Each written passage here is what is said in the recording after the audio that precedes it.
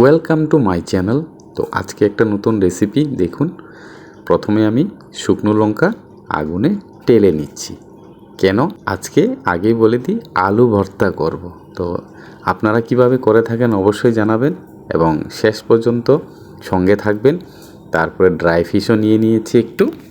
Dry fish আজকে নিরামিষ বানাবো না, আলু ভর্তাটা। তো নুন দিয়ে দিয়েছি, টেস্ট অনুসারে নুন দিয়ে দিবেন আপনারাও। আপনারা কিভাবে করে থাকেন অবশ্যই জানাবেন। তো তারপরে শুকনো লঙ্কাগুলো আমি পেস্ট করব, দেখে নিন। আস্তে আস্তে সবগুলা দিয়ে দিচ্ছি, সঙ্গে থাকবেন, কোনোখানে যাবেন না, দেখতে থাকুন আপনারা।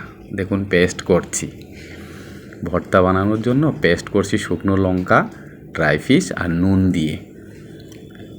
আপনারা কে কীভাবে করে থাকেন অবশ্যই জানাবেন। তো এই দেখুন লুক চলে এসছে, একটু জল দিয়ে দিয়েছি। তারপর আজকে রসুন দিয়ে বানাবো। অনেকে পেঁয়াজ দিয়েও বানায়, অনেকে রসুন দিয়েও বানায়।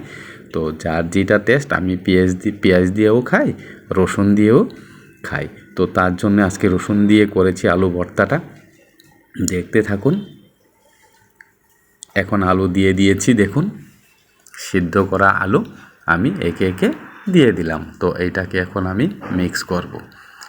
তো আপনারা কে কীভাবে খেয়ে থাকেন অবশ্যই বলবেন। তো শেষ পর্যন্ত দেখবেন, কেমন হয়েছে জানাবেন কমেন্ট বক্সে কমেন্ট করে। তো এগুলো ভালো করে মিক্স করে নিতে হবে আলু ভর্তাটা। তো ফাইনালি দেখে নিন, আলু ভর্তা কমপ্লিট হয়ে গেল আমার। তো আপনারা অবশ্যই জানাবেন কমেন্ট বক্সে আপনারা কে কীভাবে আলু ভর্তা করে খেয়ে থাকেন।